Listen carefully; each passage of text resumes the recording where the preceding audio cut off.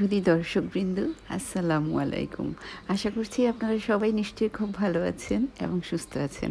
আলহামদুলিল্লাহ, আমিও আপনাদের দোয়ায় বেশ ভালো আছি এবং সুস্থ আছি।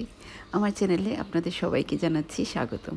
বরাবরের মতো আজও আমি আপনাদের জন্য খুবই মজার একটি মিষ্টান্ন রেসিপি নিয়ে হাজির হয়েছি। আর এই রেসিপিটি আপনারা কিন্তু অতিথি আপ্যায়নেও এটা তৈরি করে দিতে পারবেন যে কোনো অনুষ্ঠানে, অথবা আপনারা বাসায় কিন্তু এটি ঈদের দিনেও এটা তৈরি করে খেতে পারবেন। এটা খুবই মজা, ক্রিমে ভরপুর। একবার খেলে এটা বারবার খেতে ইচ্ছে করবে। এটা এতটাই মজা। তো আপনারা খুব সহজে এটা কিভাবে তৈরি করতে পারবেন সেই রেসিপিটাই আজকে আপনাদের সাথে শেয়ার করব।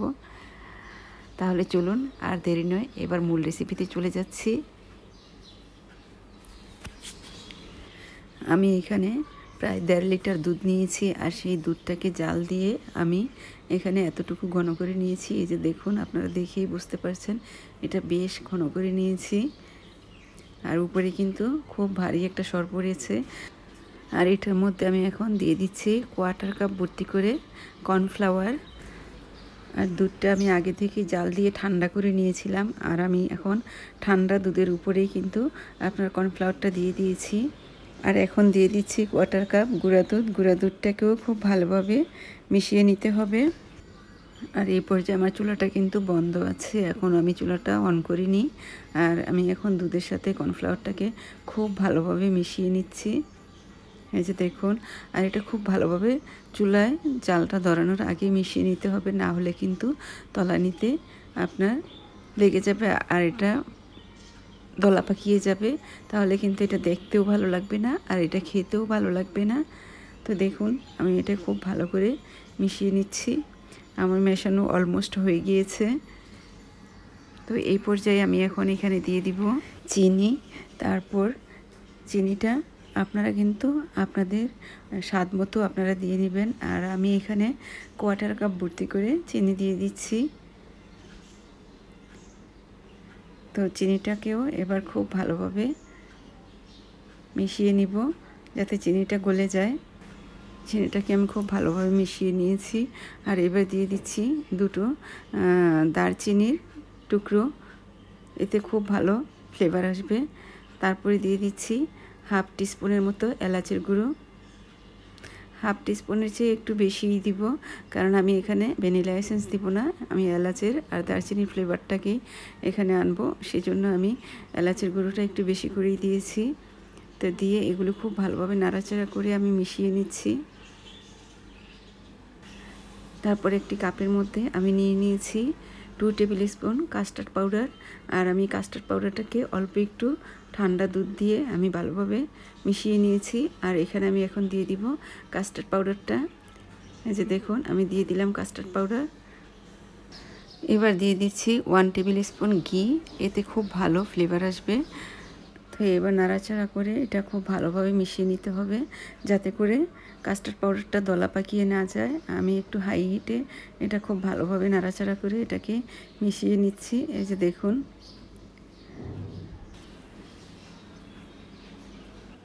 তো দেখুন আমি চুলাটা কিন্তু হাই হিটে এখন নাড়াচাড়া করে খুব ভালোভাবে সবগুলো মিশিয়ে নিচ্ছি। তো আমি এবার চুলার আঁচটা কমিয়ে তারপর আমি এখানে দিয়ে দিব এখন কনডেন্স মিল্ক।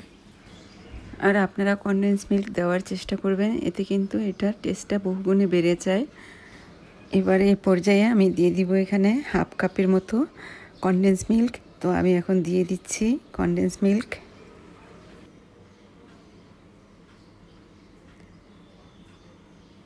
তো আমার কনডেন্স মিল্ক দেওয়া হয়ে গিয়েছে। তো আমি এবার এটাকে খুব ভালোভাবে নাড়াচাড়া করে এবার কনডেন্স মিল্কটাকেও আমি ভালোভাবে মিশিয়ে নিব।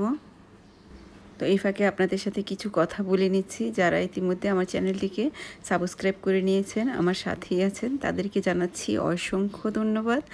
আর যারা আমার চ্যানেলে নতুন, তাদেরকে অনুরোধ করব আপনারা আমার চ্যানেলে গিয়ে লাল সাবস্ক্রাইব লেখাটি ক্লিক করুন, তারপর পাশে থাকা ঘন্টাটি ক্লিক করে দিন। এবার আমি সুন্দর সুন্দর নতুন নতুন রেসিপি আপলোড দেওয়ার সাথে সাথে আপনাদের কাছে নোটিফিকেশান পৌঁছে যাবে, আর তখন সবার আগে আপনারা আমার রেসিপিটি দেখতে পারবেন। আর আমি এখানে 1 চিমটির মতো লবণ দিয়ে দিলাম। মিষ্টি খাবারে যারা লবণ পছন্দ করেন তারা লবণটা দিয়ে দিবেন, আর যারা পছন্দ করেন না তারা লবণটা স্কিপ করবেন। হ্যাঁ বন্ধুরা, আমার চ্যানেলে এমনই সব মজার মজার রেসিপিতে ভরপুর। আপনারা চাইলে তা এক নজর দেখে আসতে পারেন, তাহলে দেখবেন আপনাদের ভালো লাগবে।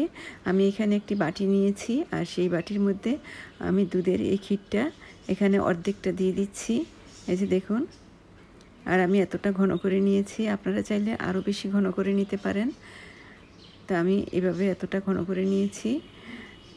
তারপর বাকিটার মধ্যে আমি একটু কালার মিক্স করব। আমি এখানে রেড ফ্রুট কালার দিয়ে দিব। আপনারা চাইলে এটা স্কিপ করতে পারেন, সম্পূর্ণটাই সাদা রাখতে পারেন, বা অন্য কোনো কালার এখানে দিতে পারেন। তো আমি রেড ফ্রুট কালারটা দিয়ে দিচ্ছি, এখানে দিয়ে দিয়েছি। তো এখন এটাকে খুব ভালোভাবে মিশিয়ে নিব। মিশিয়ে তারপর আমি এটাকে সে আগে যে আমি সাদাটা ঢেলে নিয়েছিলাম বাটির মধ্যে, সেটার উপরে আমি এটা দিয়ে দিব। তো দেখুন আমি এটা খুব ভালোভাবে মিশিয়ে নিচ্ছি।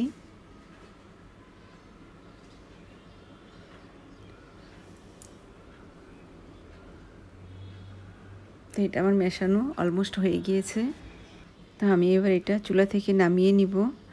এই যে নামিয়ে আমি এখন সেই সাদাটার উপরে এটাকে ঢেলে দিব। আর সাদাটা কিন্তু এই ফাঁকে একটু সেট হয়ে গিয়েছে। তো আমি এখন এটার উপরে এটা ঢেলে দিচ্ছি। আমি তো বলবো আপনারা একবার হলেও এটি তৈরি করে দেখবেন। এটা খেতে কিন্তু ভীষণ মজা। আর ফ্রিজে রেখে ঠান্ডা ঠান্ডা এটা পরিবেশন করবেন, তাহলে দেখবেন এটা সবাই ভীষণ পছন্দ করবে, সবার কাছে এটি ভীষণ ভালো লাগবে। আর যে কোনো অনুষ্ঠানে অতিথি আপ্যায়নে আপনারা এই রেসিপিটি আগে থেকে তৈরি করে ফ্রিজে রেখে দিতে পারেন।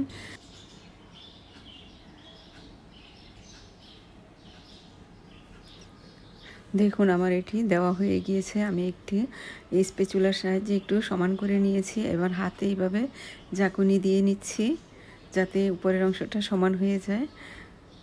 তো এইবার আমি এটার উপরে দিয়ে দিব আপনার আগে থেকে কেটে রেখেছিলাম কাঠবাদাম আর কিছু পেস্তা বাদাম। তো বাদাম কুচি আমি এখন দিয়ে দিব এখানে। তারপর এখানে দিয়ে দিব কিশমিশ, তারপর দিয়ে দিব পেস্তা বাদাম কুচি। তো আমার এটা দেখুন বাদাম কুচি দেওয়া হয়ে গিয়েছে। তো আমি হাতের সাহায্যে একটু কিন্তু চেপে চেপে দিচ্ছি, যাতে এটা ভালোভাবে সেট হয়ে যায় ক্ষীরের সাথে। আমি উপর থেকে কয়েকটা কিশমিশ দিয়ে দিলাম এখানে। আর এটাকে আমি এখন একটি প্লেটের সাহায্যে ঢাকনা দিয়ে ঢেকে রেখে দিব নর্মাল টেম্পারেচারে। তারপর ঠান্ডা হওয়ার পর আমি এটাকে নর্মাল ফ্রিজে রেখে দিব। তা আশা করছি আমার রেসিপিটি আপনাদের বেশ ভালো লেগেছে। এতক্ষণ কষ্ট করে আমার সাথে থাকার জন্য, আমার রেসিপিটি দেখার জন্য আপনাদেরকে জানাচ্ছি অসংখ্য ধন্যবাদ। তো দেখুন দেখতে কি সুন্দর হয়েছে। তো এটি ঠান্ডা হওয়ার পর তারপর আমি আপনাদেরকে দেখাবো। আমার এটা ঠান্ডা হয়ে গিয়েছে, আমি এবার ফ্রিজ থেকে এটা নামিয়ে নিয়ে আসছি। তো দেখাচ্ছি আপনাদেরকে এটা কেমন হয়েছে। আর এমনই সব মজার মজার রেসিপিতে ভরপুর আমার চ্যানেল, আপনারা চাইলে এক নজর ঘুরে আসতে পারেন। আর আমার রেসিপিটি যদি আপনাদের কাছে ভালো লেগে থাকে, তাহলে আপনাদের পরিচিত সবার সাথে আমার রেসিপিটি বেশি বেশি করে শেয়ার করে দিবেন। আজ এ পর্যন্তই, আবার নতুন কোনো রেসিপি নিয়ে আপনাদের সামনে হাজির হয়ে যাব। আপনারা সবাই ভালো থাকবেন, সুস্থ থাকবেন, আর আমার জন্য দোয়া করবেন, আমার পরিবারের জন্য দোয়া করবেন। আল্লাহ হাফিজ।